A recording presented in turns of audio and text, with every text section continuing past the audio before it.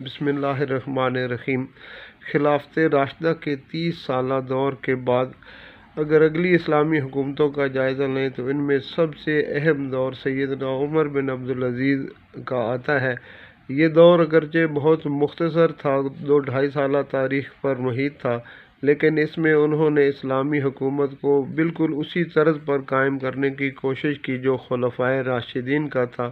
اس میں اگرچہ انہوں نے بہت سی اصلاحات کی، لیکن ان میں ایک اہم کارنامہ ان کا یہ تھا کہ انہوں نے بیت اللہ شریف کی تعمیر جناب رسول اللہ صلی اللہ علیہ وآلہ وسلم کی خواہش کے مطابق انہی بنیادوں پر استوار کی جو جناب آدم علیہ السلام اور جناب ابراہیم علیہ السلام کی تھیں۔